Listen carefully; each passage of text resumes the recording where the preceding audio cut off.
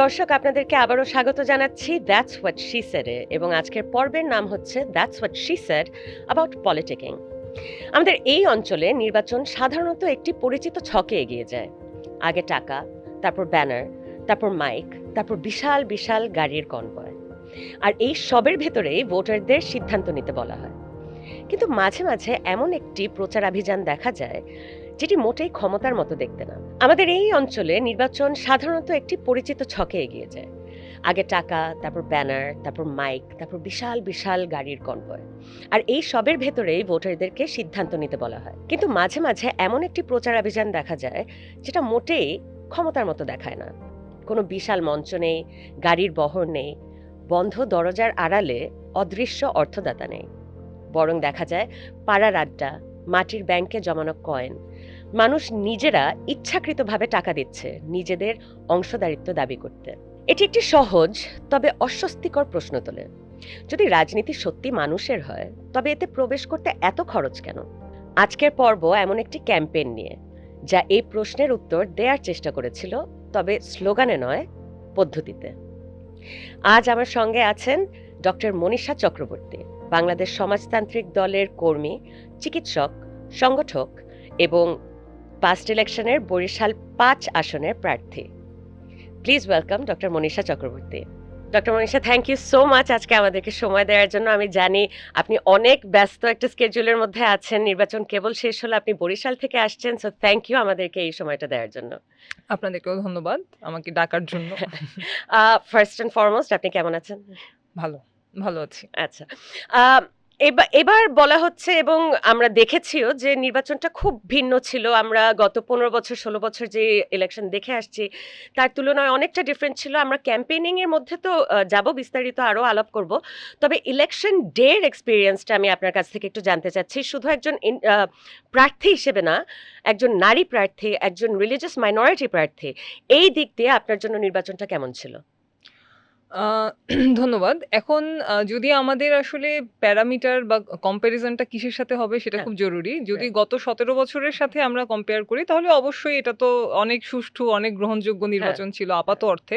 কিন্তু এটাকে আমরা একেবারে যে পরিপূর্ণ গণতান্ত্রিক বা পরিপূর্ণ নিরপেক্ষ নির্বাচন হয়েছে সেটা আমরা বলতে পারি না আসলে। কারণ হচ্ছে যে একটা নির্বাচনে জানেন যে এখানে গণতন্ত্রের খুব বেসিক কিছু জায়গা হচ্ছে যে ধর্ম, বর্ণ, লিঙ্গ, এই বিষয়গুলি কখনো গণতন্ত্রের নির্ধারক ফ্যাক্টর হিসেবে আসবে না, বা নির্বাচনের ক্ষেত্রেও সেই জায়গাগুলিকে প্রচারণার জায়গাতেও গুরুত্ব দেওয়া হবে না। কিন্তু এবার আমরা দেখলাম সাম্প্রদায়িক প্রচারণা, ধর্মভিত্তিক প্রচারণা, সেগুলি কিন্তু নির্বাচনের একটা বড় অংশে প্রভাব বিস্তার করেছিল। এবং তার পাশাপাশি নারী বিদ্বেষী যে বক্তব্য, নারী বিদ্বেষী কর্মকাণ্ড, সেটা আসলে পুরো নির্বাচনের সময় জুড়েই আমরা ঘটতে দেখেছি। নির্বাচনের দিন হয়তো ওই অর্থে বড় কোনো সহিংসতা বেশিরভাগ জায়গাতে হয়নি, কিন্তু তারপরও শুধুমাত্র সহিংসতা না হলেই কিন্তু গণতান্ত্রিক নির্বাচন পুরোপুরি হয় না। আমরা এখানে কালো টাকার ব্যবহার দেখেছি, আমরা পেশি শক্তির ব্যবহার দেখেছি, অনেক আচরণবিধি আমরা ভঙ্গ হতে দেখেছি নির্বাচনের পুরোটা সময়। এবং প্রশাসন কিন্তু আসলে বড় দুটা জোটের প্রতি কিছুটা একটু প্রশ্রয়ের মনোভাব নিয়েই আসলে নির্বাচনটা পরিচালনা করেছে। ফলে আমরা বলতে পারি যে এখানে সহিংসতা হয়নি বা এখানে সরাসরি সিল পিটানো নির্বাচন হয়নি, যেহেতু আমরা আসলে নির্বাচনের সবচেয়ে নিকৃষ্টতম রূপ দেখে ফেলেছি। সেই অর্থে তো অবশ্যই অনেক আপাত গ্রহণযোগ্য নির্বাচনের দিনটা ছিল। কিন্তু নির্বাচনের প্রক্রিয়ার কথা যদি বলি, সেটা পরিপূর্ণ ডেমোক্রেটিক বা পরিপূর্ণভাবে একেবারে নিরপেক্ষ হয়েছে সেটা কিন্তু না আর কি। সেখানেও একটা প্রভাব বিস্তারের জায়গা ছিল। তো আপনি যখন নির্বাচনে দাঁড়ানোর সিদ্ধান্তটা নিলেন এইবার, তখন কি মনে হয়েছিল যে আপনি কেবল শুধু একটা নির্বাচনই লড়ছেন, নাকি একটা মুভমেন্ট তৈরি করছেন বা মুভমেন্টে অংশ নিচ্ছেন? অবশ্যই এটা তো মানে আমাদের কাছে নির্বাচন আমাদের রাজনৈতিক যে লড়াই, সেই লড়াইয়েরই একটা অংশ।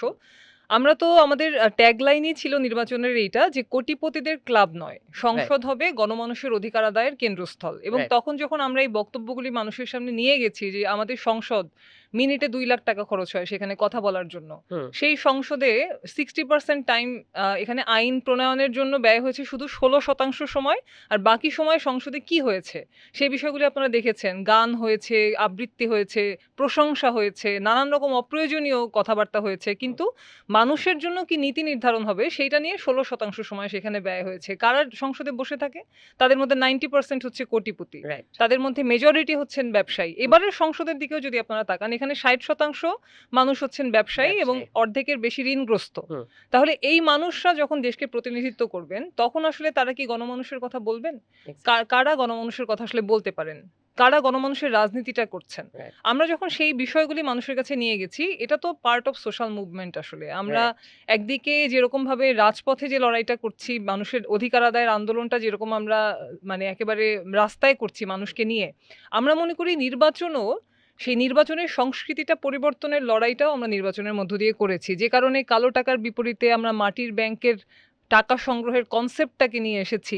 আমরা গণচাঁদার ভিত্তিতে নির্বাচন পরিচালনার কথা বলেছি। হুম। যেখানে একেকজন প্রার্থী তারা কোটি, কোটি টাকা ব্যয় করেছেন জেতার জন্য। Yes. সেখানে আমরা বলেছি আমরা গণমানুষের অর্থায়নে নির্বাচন করব। আমরা রাইট। তো এটাকে একটা সাংস্কৃতিক লড়াই হিসেবেও হুম। নিয়েছি। আমরা মানে মানুষকে অর্থ দেয়ার মাধ্যমে মানে সাধারণ মানুষের অর্থের মাধ্যমে যে নির্বাচনের লড়াই করা, এটা নিয়ে আমরা কথা বলব। তবে আগে একটু জানতে চাই যে জুলাই চার্টারে পর্যন্ত কিন্তু লেখা ছিল যে একটা পার্সেন্টেজ অফ নারী প্রার্থী থাকতে হবে প্রত্যেকটা দল থেকে। আপনি বাসদ থেকে লড়াই করেছেন। আম প্রত্যেকটা পার্টিতেই আমরা শুনতে পেয়েছি যে ওদের একটা ধারণা থাকে যে নারীরা পারবে না, ওরা তেমন একটা সাপোর্ট পাবে না মানুষের কাছ থেকে। কিন্তু আমরা দেখেছি যে পুরুষ প্রার্থীদের পিছনে কিন্তু অনেক টাকা ঢালছে, অনেক ওদের জন্য সুবিধা করে দিচ্ছে। এটা কি নারী প্রার্থীদের জন্য তারা করে কিনা? এবং আপনার কেন মনে হয় যে ওরা কি আসলেই মনে করে যে নারীরা পারবে না? এই কারণেই কি ওরা প্রার্থী করেনি, নমিনেট করেনি এনাফ নারী? দেখুন এখন বড় দলগুলি যারা আমাদের দেশে ক্ষমতায় ছিল বা থাকে, তাদের পাওয়ার পলিটিক্সের হিসাবটা তো আসলে ভিন্ন। হুম, তারা মনে করেন যে ক্ষমতায় টিকে থাকার জন্য সেখানে সন্ত্রাসী বাহিনী সেগুলিকে প্রশ্রয় দিয়ে তারা বিভিন্ন হুম, সময় আমরা দেখেছি তাদেরকে মদদ দিয়ে রাখেন। বা আমরা দেখি যে টাকার যে বিপুল একটা প্রবাহ, হুম, সেই প্রবাহগুলিতে কিন্তু এই প্রার্থীরাও একটা বড় ভূমিকা রাখেন। প্রার্থীরা প্রত্যেকেই কিন্তু এখানে কোটি, কোটি টাকা খরচ করেন হুম, নির্বাচিত হওয়ার জন্য। আমাদের বড় দলগুলি যারা ট্র্যাডিশনালি বাংলাদেশের এই ৫৪-৫৫ বছর শাসন করেছে। হুম, ফলে এই দলগুলির যে হিসাব, এই দলগুলির যে পলিটিক্সের ফ্রেমওয়ার্ক, সেইখানে একজন নারীর জন্য জায়গা করে নেওয়াটা এটা খুবই কঠিন বিষয়। যদি না তার পারিবারিকভাবে তিনি ওইটাকে ইনহেরিট করে থাকেন, হুম, অথবা হচ্ছে এখানে তার এই ধরনের প্রভাব প্রতিপত্তি তৈরি করা একজন নারীর পক্ষে এটা খুবই আসলে টাফ। হুম, তো সেই জায়গা থেকে তারা নমিনেট করেন না, কারণ তাদের যে পাওয়ার এবং হচ্ছে মানি, মাসল যেগুলি একজন প্রার্থীর থাকতে হবে, সেটা বেশিরভাগ সময় নারীদের থাকে না।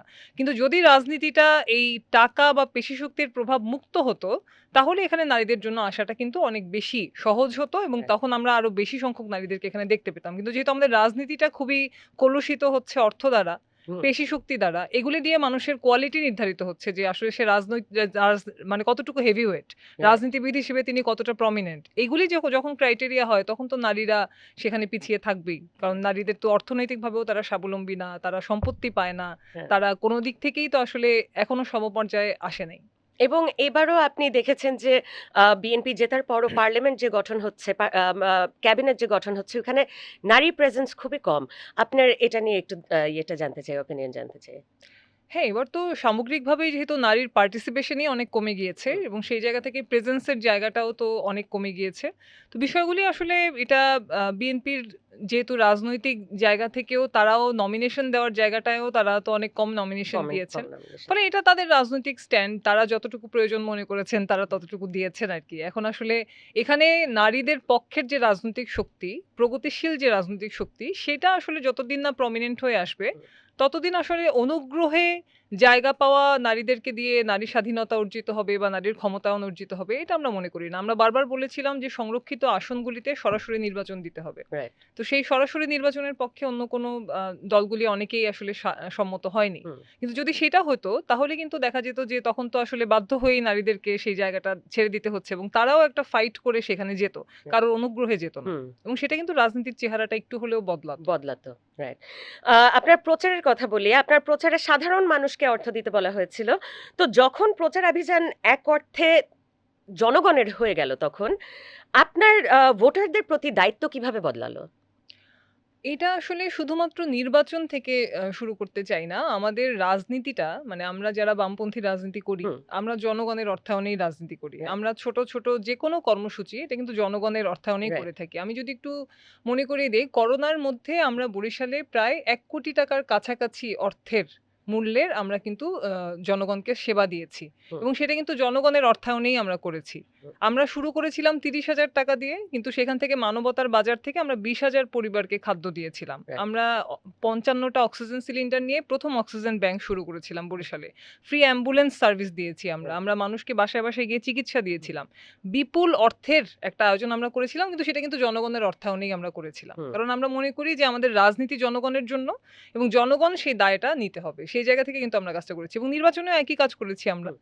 নির্বাচনে আমরা যখন জনগণকে বলেছি যে আমাদের নির্বাচনে আপনাদের অর্থায়নেই আমরা নির্বাচনটা করতে চাই। আপনারা আমাদেরকে সহযোগিতা করুন। তখন কি মনে হয় তখন জনগণের ফেইথ আরেকটু বেড়ে যায় প্রার্থীর প্রতি? এটা তো অবশ্যই। কারণ একজন প্রভু যখন হচ্ছে আ একজন যখন ভোট কিনে নেন হুম। বা একজন যখন হচ্ছে এলাকায় টাকা ছড়িয়ে নির্বাচনে যেতেন, তার যে অ্যাটিটিউড হবে, তার যে বডি ল্যাঙ্গুয়েজ হবে, তিনি যে কর্তৃত্ব অনুভব করবেন যে আমি তো টাকা খরচ করে নির্বাচনে জিতেছি। হুম। আর আরেকজন যিনি জনগণের পক্ষ থেকে জনগণের সমর্থনে নির্বাচন করছেন, জনগণেরকে সাথে নিয়ে নির্বাচন করছেন, তাদের সাপোর্টে নির্বাচন করছেন, তার বডি ল্যাঙ্গুয়েজ তো এক হওয়ার কোনো সম্ভাবনা নাই। সম্ভাবনা নেই। কারণ হচ্ছে যে তিনি তো জনগণের জন্য কাজ করার জন্য সেখানে যাচ্ছেন। আপনি যদি আপনার পক্ষে একজন লোককে একটা জায়গাতে পাঠান, হ্যাঁ। তাহলে তো আপনিই তাকে টাকা দিয়ে পাঠাবেন। আপনার কর্মচারী তো চাকরি পাওয়ার জন্য টাকা দিবে না। তাহলে এই যে ইনটেনশন, আমি ৫ কোটি টাকা খরচ করছি নির্বাচনে, কেন? আমার উদ্দেশ্য কি? আমি সংসদে গিয়ে কি করতে চাই?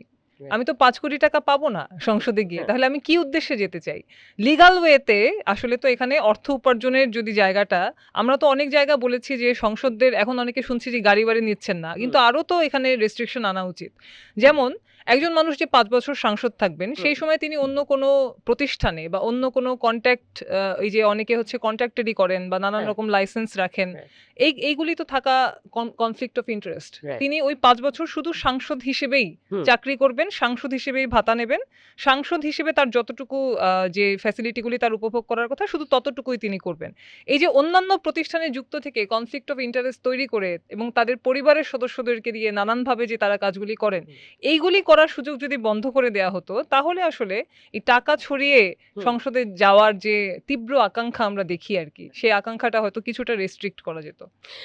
আপনার campaign despite the defeat in the election আপনার ক্যাম্পেইন অনেকটা সাকসেসফুল ছিল এবং অনেকটা মানুষ সারা দেশে ছড়িয়ে পড়েছে আপনার ক্যাম্পেইন নিয়ে।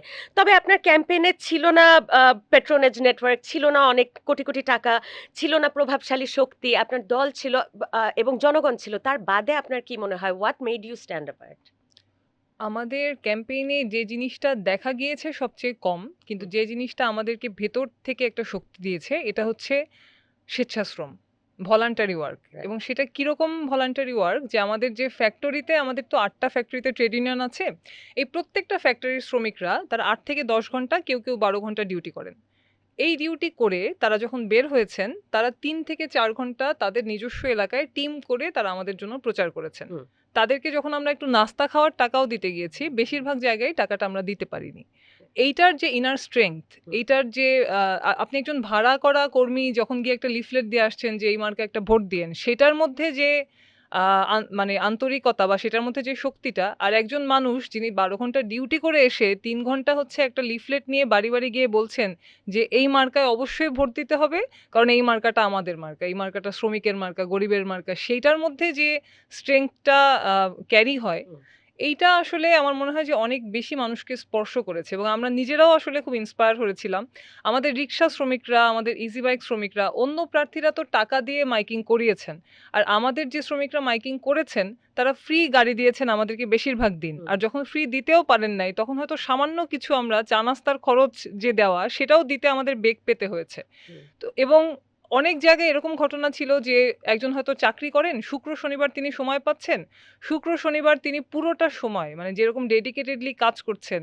এই ধরনের স্বেচ্ছাশ্রমগুলি তো আসলে খুব বেশি দেখা যায় না। কিন্তু এই স্বেচ্ছাশ্রমগুলি আমাদের নির্বাচনটাকে আমি মনে করি যে তারা যতটুকু স্ফিয়ারে কাজ করতে পেরেছেন, ভেতর থেকে যে একটা হচ্ছে মানুষের মধ্যে একটা ফ্লো তৈরি করা, এই কাজটা দারুণভাবে আমাদের এই যারা স্বেচ্ছাশ্রম দিয়েছেন, আমাদের সংগঠনের সাথে যুক্ত বা আমাদের সাপোর্টার সার্কেলে যারা এই কাজগুলি করেছেন, এটা আসলে আমাদের জন্য একটা বড় শক্তি। রাইট। তো প্রচারের সময় মানে আপনি যেমন বললেন যে অনেকেই কিন্তু ভাড়া করা ছিল না কেউই। নিজের ইচ্ছায় গিয়ে আপনার জন্য প্রচারণা করেছে, আপনার প্রচারণার সাথে যুক্ত হয়েছে। তো এই প্রচারের সময় এইগুলা যখন দেখছেন তখন কি কোনো একটা সময় আপনার তখন মনে হলো যে okay this mite work, this is working? হ্যাঁ, একটা ঘটনা বলি যেটা হচ্ছে যে একদিন সন্ধ্যাবেলা একটা হুম, ফোন আসলো হুম। আরকি। যে ফোন আসলো উনি হচ্ছে একটা ব্যাংকে চাকরি করেন। তো উনি ফোন করে বললেন যে, "আমি তো আসলে ভোট কাকে দিব সিওর ছিলাম না। তো আমার ছেলে আমাকে কনভিন্স করেছে। তো আপনি একটু আমার ছেলের সাথে কথা বলেন।" তো আমি তো ভেবেছি সাধারণভাবেই যেহেতু এখন অনেকেই ইউনিভার্সিটিতে পড়ে বা কলেজে তারা হয়তো অনেকে ১ম ভোট দিতে চায় নতুন একটা জায়গাতে। আমি সেরকমই এক্সপেক্ট করেছি। তো ছেলেটা ফোন ধরে বলল যে, "হ্যাঁ, আমি এই তো লিফলেটটা পড়েছি। আমি আমার বাবাকে বলেছি আপনাকে ভোট দিতে। তো আমার তো ভোট হয়নি এজন্য আমি দিতে পারছি না।" তখন আমার একটু মানে ভয়েসটাও ইয়ে লাগলো। আমি বললাম যে, "আ আপনি কোন ক্লাসে বা কোথায় পড়ছেন?" "না, আমি ক্লাস 7 এ পড়ছি। আহারে! কিন্তু আমি হচ্ছে আমার বাবাকে কনভিন্স করেছি। আর আমি যখন ভোটার হব তখন আমি আপনাকে ভোট দেব।" মানে এটা এতই এবং বাবারও যে হ্যাঁ, ইয়েটা যে তিনি হচ্ছে তার ছেলের কথা শুনে আসলেই কনভিন্স হ্যাঁ, হয়েছেন। হ্যাঁ। তো এটা খুবই চমৎকার এবং ছিল। এটা একটা এতটুকু মানে ক্লাস 7 এর বাচ্চা একটা পলিটিক্যাল কনসিয়াসনেস এভাবে চলে আসছে। That's amazing. আচ্ছা, একজন নারী যখন তৃণমূল পর্যায়ে দরজায় চায়ের দোকানে প্রচার করছেন, তখন কি ধরনের মানে কি ধরনের চ্যালেঞ্জেস ফেস করতে হয়? এটা খুবই টিপিক্যাল একটা প্রশ্ন। না। তবে এটা আসলে খুব এফেক্ট করে। কি চ্যালেঞ্জ এটা আমরা পুরুষদেরটা তো দেখছি, প্রতিনিয়ত দেখে যাচ্ছি। কিন্তু একটা নারী হিসেবে অ্যান্ড আপনি একজন রিলিজিয়াস মাইনরিটি থেকেও আসছেন। তখন আসলে এই চ্যালেঞ্জগুলা কিরকম হয়ে দাঁড়ায়? আ এখানে আসলে চায়ের দোকানে বা তৃণমূলের চেয়ে বড় জায়গাতে তো আমরা এটা ফেস করেছি। আপনি হুম, জানেন যে একটা টক শোতে আমরা গিয়েছিলাম যেখানে ২ জন গেস্ট আরেকজন হচ্ছেন আ মানে ইসলামী আন্দোলনের তৃণমূল যিনি বাংলাদেশ। প্রার্থী উনি আসবেন দেখে টক শোটাকে ২ টা পার্ট করে ফেলা হয়েছে। এক পার্টে হচ্ছে নারী হিসেবে আমি থাকবো। আবার আমি থাকলে উনি আসবেন না দেখে আরেকটা পার্টে উনাকে রাখা হয়েছে। এটা আবার ২ জনকে জানানো হয় নাই। মানে খুবই একটা মিসম্যানেজমেন্ট হুম, এর পরিস্থিতি এবং এটা খুবই আসলে এক ধরনের লিঙ্গ বৈষম্যের এর চেয়ে বড় উদাহরণ তো আর কিছু হতে পারে না। একদমই। তো এত বড় স্টেজে সেটা করা হয়েছিল। আর এর পাশাপাশি একটা বিষয় ছিল যে আমরা যেহেতু মানুষের মধ্যে খুব মিশে গিয়েছিলাম বা হুম, বরিশালে আসলে আমাদেরকে এই নারী প্রার্থী এভাবে আলাদা করাটা একটু মুশকিল ছিল। কারণ অনেকে তো পুরুষ হয়েও আসলে খুব বড়, বড় ক্রাইসিস এর সময় তো মানুষের মধ্যে ছিলেন না। ছিলেন না। অনেকেই আসলে ইলেকশনের সিজনাল প্রেজেন্স হুম, বরিশালে হুম, থাকে। হুম, ফলে হুম। ওই কারণে আমাদেরকে একদম ওইভাবে অচ্ছুত করে দেয়াটা একটু কঠিন ছিল। যেটা করা হয়েছে সেটা হচ্ছে হয়তো মসজিদের সামনে একটা ব্যানার টাঙানো হয়েছে। সেখানে বলা হয়েছে মসজিদের সামনে একটা নারীর ছবি থাকলে কেমন দেখায়? বা এরকম আরকি হয়তো লিফলেট দিচ্ছে হুম, বলতেছে যে এই নামাজটা পড়ে বের হলাম, লিফলেটটা দিলা এখন। মানে এরকমভাবে কিছু প্রোপাগান্ডা করার চেষ্টা করা হয়েছে। আমার মনে হয় যে এইবার সেটা খুব ইফেক্টিভ হয় নাই। তবে হুম। ধর্মীয় বিষয়গুলি বলা হয়েছে যে এখানে আসলে আ একজন বিধর্মীর পিছনে হাঁটছো কেন? বা একজন হচ্ছে এরকম আমাদের তো অনেক সাপোর্টাররা আছেন বা আমাদের অনেক কমরেডরা আছেন হুম, যারা হচ্ছে প্র্যাকটিসিং মুসলিম বা একদম হুম। হচ্ছে হয়তো মসজিদ কমিটির সভাপতি। তিনিও রাইট, আমাদের রাইট। দলের সাথে যুক্ত আছেন। এখন যখন তাকে গিয়ে এভাবে বলা হচ্ছে যে, "তুমি একজন বিধর্মীর পিছনে কেন হাঁটবা? বা বিধর্মীর পিছনে এভাবে কেন ইয়ে করবা?" তো তখন হচ্ছে তারা যুক্তি করেছেন যে, "বিধর্মী তো আমার বিপদের সময় আমার সাথে ছিল। তুমি তো আমার ধর্মের মানুষ হয়েও আমার সাথে ছিলা না। তাহলে আজকে যখন তুমি এটা বলছো, এটা তখন এসে বলতা যে, 'আমরা তোমার সাথে থাকছি।' তখন তো আমি যেতাম না।" মানে এভাবে তারা নানানভাবে যুক্তি করেছেন। তো আসলে ধর্মের যে কার্ডটা, এইটা আসলে এবারের নির্বাচনে প্রচুর ব্যবহার অনেক করা হয়েছে। ব্যবহার করা এইটা হয়েছে। আসলে হ্যাঁ, কোনো গণতান্ত্রিক সংস্কৃতির এটা অংশ হতে পারে বলে আমরা মনে হুম, করি না। রাইট। তো আপনি যখন ক্যাম্পেইন করছিলেন, মাঠে ছিলেন, তখন কি মানুষ আপনাকে প্রার্থী হিসেবেই ট্রিট করছিল? একজন ডাক্তার হিসেবে ট্রিট করছিল নাকি একজন বোন হিসেবে ট্রিট করছিল? এবং এটা আপনার পলিটিক্যাল অথরিটি কিভাবে ইনফ্লুয়েন্স করেছে? আ আসলে সবগুলি পরিচয়ই ছিল আমার মনে হয়। মানে একটা হচ্ছে বিশেষ করে হয়তো গিয়েছি একটা উঠান বৈঠক করতে, সেইখানে আ ডাক্তারি করতে হচ্ছে। আবার হচ্ছে যে হয়তো একটা পারিবারিক সমস্যার কথাও একজন বলে ফেললেন হুম, আরকি। তো আসলে আমার মনে হয় যে সবগুলি পরিচয়ই এখানে একসাথেই ছিল। আর পলিটিক্যাল অথরিটির জায়গাটা যেটা যে সেটা এক ধরনের অ্যাকসেপ্টেন্স তো আছে। আমরা বরিশালে তো প্রায় ১৬ বছর ধরে ওখানে রাজনীতি করছি। হুম, ওখানে শ্রমিকদের ইস্যু বলেন বা কোনো নাগরিক ইস্যু বলেন বা ওখানে হচ্ছে একদম রাস্তাঘাট সংস্কার থেকে শুরু করে নাগরিক আন্দোলনগুলিতেও যেরকম আমরা ছিলাম, আমাদেরকে বাদ দিয়ে গত ১৬ বছরে বরিশালে কোনো মুভমেন্ট হয়নি। হুম। ফলে এটার একটা স্ট্রেংথ আমাদের ছিল যে মানুষ আমাদেরকে কাছের মানুষ মনে করে। রাইট। তো সেখানে একটা ফরমাল পলিটিক্যাল লিডার সেই অ্যাপ্রোচটা তো কিছু জায়গায় হয়তো হুম। ছিল। কিন্তু তার চেয়েও বেশি আসলে আমাদেরকে কাছের মানুষ, আপন মানুষ মনে করা। গেলে হয়তো জড়িয়ে ধরে কেঁদেও দিচ্ছেন। হ্যাঁ। মানে এরকমও ঘটনা ঘটছে। আবার হচ্ছে খুবই কাছে টেনে নেয়ার ঘটনা সেগুলিও ঘটেছে। এটা নিয়ে একটু কথা বলতে চাই যে অনেকে বলে রাজনীতিতে এবং ক্যাম্পেইনিং এর সময় অনেকটা নেগোসিয়েশন, চুক্তি এগুলা অনেক থাকে। কিন্তু আপনারটা কিন্তু কথোপকথনের মধ্যে ছিল। ইট ওয়াজ ভেরি কনভারসেশনাল। লং টার্মে আপনার এটা কতটা এফেক্টিভ মনে হয় যে এটা কি লং টার্মে এটা চলবে এরকম ক্যাম্পেইনিং বা এরকম পলিটিক্যাল অ্যাক্টিভিটি উইথআউট মানে নেগোসিয়েশন, উইথআউট ডিলস, উইথআউট এগুলা বাদে? আমরা কনভারসেশন করতে পেরেছি কারণ আমরা কি করতে চাই এটা তো মানুষ জানে। কারণ আমরা বরিশালে ধরেন দীর্ঘদিন এই যে ভোলার গ্যাসটা বরিশালে নিয়ে আসার জন্য এখন সবার নির্বাচনের হুম। ইশতেহারে ১ নম্বরে ভোলার গ্যাসের ইস্যুটা আছে। কিন্তু একজন কি দেখাতে পারবেন যে কিন্তু ১৭ বছরে তিনি ভোলার গ্যাস নিয়ে একটা মুভমেন্ট করেছেন? দেখাতে পারবেন না। হ্যাঁ। কিন্তু আমরা কিন্তু সেটা ধারাবাহিকভাবে রাস্তায় ছিলাম। হুম। ফলে মানুষকে গিয়ে আমাদের ওটা চুক্তি করতে হয় নাই যে, "ভাই আমরা এটা করে দিব, আমাদেরকে ভোট দাও।" বা "আমি তোমার রাস্তাটা করে দিব, আমাদেরকে ভোট দাও।" মানুষ জানে এটুকু কনফিডেন্স আমাদের হয়তো তারা অনেকে ভেবেছে যে আমরা নির্বাচিত হতে পারবো কিনা, আবার অনেকে ভোট দিতে যায়নি। নানান রকম ঘটনা এখানে আছে। এখানে টাকার প্রভাব আছে, এখানে ক্ষমতার প্রভাব আছে, ভয়ের সংস্কৃতি আছে। ফলে ভোট হয়তো আমাদেরকে সবাই দিতে পারে নাই বা দেয় নাই। কিন্তু মানুষের যারা আমাদেরকে ভোটও দেয় নাই, তারাও এটা বিশ্বাস করে বা তারাও এটা মনে করে যে আমরা অবশ্যই ক্ষমতায় গেলে মানুষের জন্য কাজ করব। কারণ আমরা রাইট। ক্ষমতায় না গিয়েই তো অনেক কিছু করেছি। আমরা ক্ষমতায় না গিয়ে ৮ টা ফ্যাক্টরির শ্রমিকদের নিয়ে মুভমেন্ট করে তাদের বেতন বাড়ানো বা নানান রকম কাজগুলি আমরা করেছি। আমরা মানুষের পাশে ছিলাম। হুম। যেকোনো বিপদে, যেকোনো ক্রাইসিসে মানুষ আসলে আমরা রেসপন্স করেছি। ফলে সেই জায়গা থেকে মানুষের একটা কনফিডেন্স ছিল বলেই আসলে আমরা কনভারসেশনাল পদ্ধতিতে ক্যাম্পেইনটা করতে পেরেছি বা মানুষ আসলে অ্যাকসেপ্ট করেছে। কারণ তারা ১ম থেকেই জানে যে এরা আসলে কি করতে চায় রাইট। সেটা।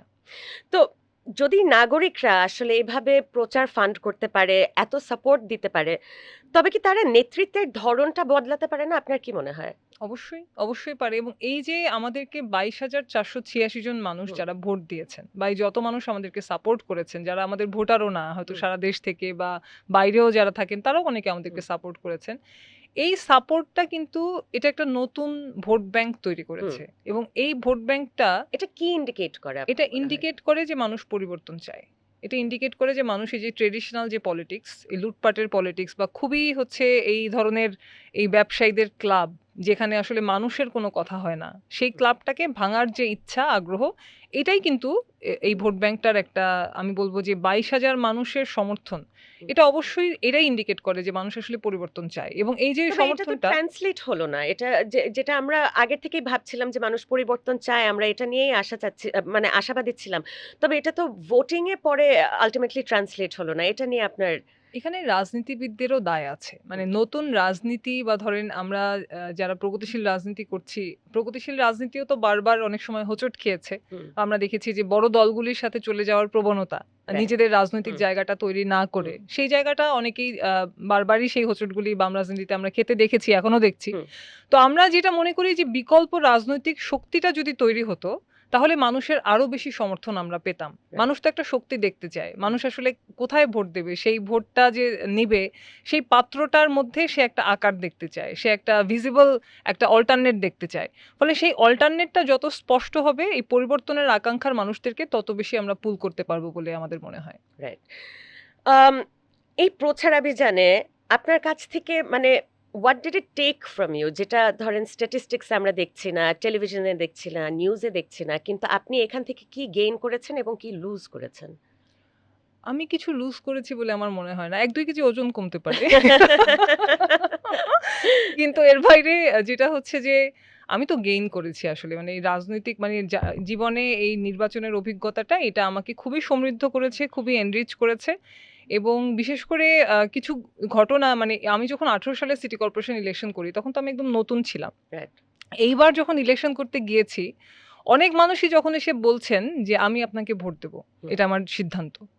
এই ধরনের মানে এরকম ভাবে যে মানুষ সমর্থন করতে পারে, এইটা আসলে আমার জন্য খুবই ওভারওয়েলমিং ছিল এবং রাজনীতির প্রতি কমিটমেন্টটা আরো বাড়িয়ে দিয়েছে এবং অনেকেই ভাবছেন যে এই আমরা নির্বাচিত হতে পারিনি, সেটা নিয়ে আমরা হতাশ কিনা বা ইত্যাদি, ইত্যাদি। কিন্তু আমি ব্যক্তিগতভাবে এটাকে আমি মনে করি যে আমার খুবই একটা এনরিচমেন্ট হয়েছে নির্বাচন করতে গিয়ে। মানুষের কাছে গিয়ে মানুষের সমর্থন, মানুষের ভালোবাসা এবং একটু শক্ত হয়ে দাঁড়াতে পারলে মানুষ যে পাশে এসে দাঁড়ায়, এইটা আসলে মানে এবারের নির্বাচন থেকে আমরা দারুণভাবে সেটা শিক্ষা পেয়েছি এবং ভবিষ্যতের রাজনীতির জন্য আমি মনে করি এখান থেকে দারুণ একটা এনার্জি গেইন করেছি আমরা এই ইলেকশনে। আমরা তো নির্বাচন করি রাজনীতির অংশ হিসেবে। হ্যাঁ, আমাদের রাজনীতিও চলবে এবং নির্বাচনও যখন সেখানে আসবে আমাদের সামনে আমরা সেখানে অংশগ্রহণ করব এবং আমরা তো অবশ্যই সংসদেও যেতে চাই, ক্ষমতায়ও যেতে চাই। কিন্তু মানুষের জন্য কাজ করার যে তাগিদ, এইটা আসলে এই নির্বাচন থেকে দারুণভাবে আমরা অর্জন করেছি।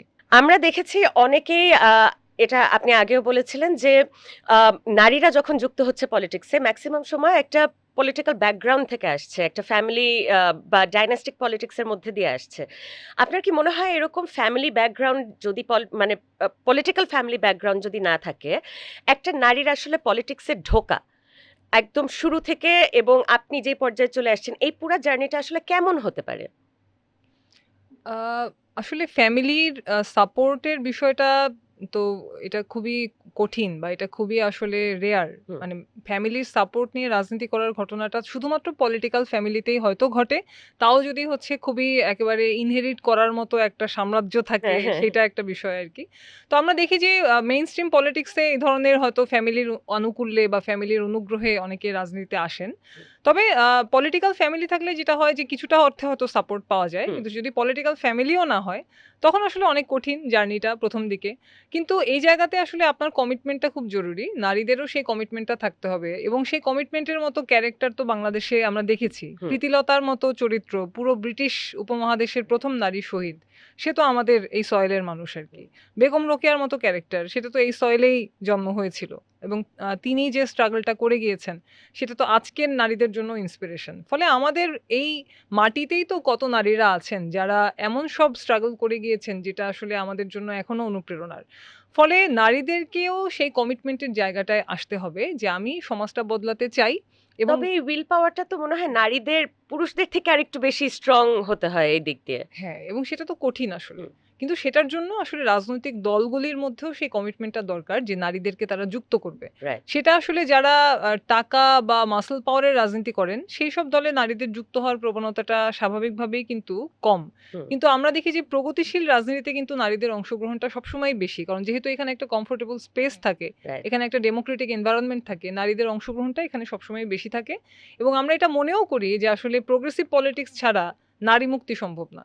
রাইট। নারীদেরকে নিয়ে অনেকেই অনেকভাবে রাজনীতিতে নিয়ে আসতে পারেন বা নানানভাবে ইয়ে করতে পারেন। কিন্তু বৈষম্য নিরসন ছাড়া আমরা যদি সোভিয়েত ইউনিয়নে দেখি সেখানে কিন্তু লেনিনই এসে ১ম হচ্ছে সব আইনগুলিকে নারীর জন্য সমান অধিকারের জায়গায় নিয়ে আসলেন। রাইট। নারীর ভোটাধিকার এর আগে ২ টা দেশে ছিল কিন্তু সেটাও নানান আনুপাতিক হারে ছিল। হুম। লেনিন কিন্তু ১ম এসে সবার জন্য ভোটাধিকার নিশ্চিত করলেন নারীদের জন্য। হুম।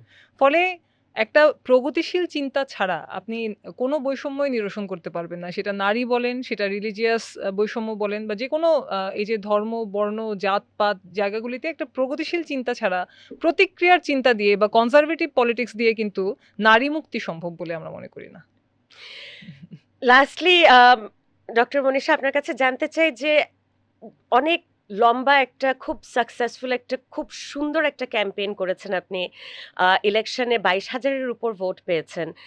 তাও ডিফিটের পর তো একটু ডাউন থাকার কথা। তবে আমরা দেখেছি যে ইলেকশনের ঠিক পরের দিনই আপনি আবার রাস্তায় নেমেছেন, আপনি ফ্রি চিকিৎসা দেয়া শুরু করেছেন নাগরিকদেরকে এবং কয়েকদিন আগেও আপনি ফ্যাক্টরি ওয়ার্কারদের জন্য আপনি লড়াই করছিলেন, আপনি প্রোটেস্ট করছিলেন। Where do you get this strength? Where do you get this will power? যে নির্বাচনে হারার পরেই আপনার মনে হচ্ছে যে না আমার তাও জনগণের জন্য গিয়ে কাজ করতে হবে।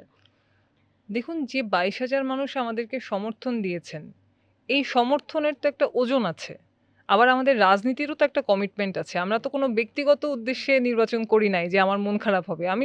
আমরা নির্বাচন করেছি জনগণের জন্য কাজ করার জন্য। সেখানে অনেক মানুষ আমাদেরকে সমর্থন দিয়েছেন। অনেকে হয়তো সমর্থন দেন নাই। কিন্তু যারা সমর্থনটা দিয়েছেন সেটার তো একটা লায়াবিলিটি আছে আমার, সেটার প্রতি একটা রেসপন্সিবিলিটি আছে, সেখানে আমার কমিটমেন্ট আছে এবং অবশ্যই এটা তো আরো বেশি আমাকে আমি একেবারেই ডাউন হই নাই এবং হ্যাঁ, আমাদের অনেক যারা কাজ করেছে আমাদের বিশেষ করে ছাত্র কমরেডরা হ্যাঁ, তারা একটু হয়তো ডাউন হয়েছিল, কিন্তু আমরা সবাইকে নিয়ে পরের দিন তো আমরা হচ্ছে আমাদের বাকেরগঞ্জে আমরা একটা জায়গায়, ওখানে হ্যাঁ, কিছু রুগীরাও ছিল, ওখানে আমরা গিয়েছিলাম। তো এই যে আসলে আমরা মনে করি যে এটা তো বরং অনেক এনার্জি দিয়েছে এই ইলেকশনটা আর কি, এবং রাজনীতির প্রতি যদি কমিটেড কেউ থাকে তখন সেখানে এই সমস্ত ছোটখাটো বিষয় আমি মনে করি যে খুব একটা বড় ইস্যু হয়ে দাঁড়ায় না আর কি। That is so wonderful. মানে এই কারণেই আমার মনে হয় ইলেকশনের পর আপনার যে রিঅ্যাকশনটা বা আপনাকে ইলেকশনের পর যেভাবে দেখেছি, ওটাতে মানুষ আরো ইন্সপায়ার্ড হলো যে she didn't even take a break, একদম শেষ করেই নেমে গেল আবার জনগণকেই হেল্প করতে। এবং I think that will also impact পরবর্তী নির্বাচনে আপনার পারফরমেন্স। অ্যান্ড আই হোপ যে I hope to see you again next election. ধন্যবাদ। Thank you so much doctor Manisha, আজকে আমাদেরকে সময় দেওয়ার জন্য। অ্যাজ অলওয়েজ আপনার কথা শুনতে সবসময় খুব ভালো লাগে এবং আমি আপনাকে সামনে পেয়ে I feel very honoured. Thank you so much. আপনাদেরকে অনেক ধন্যবাদ।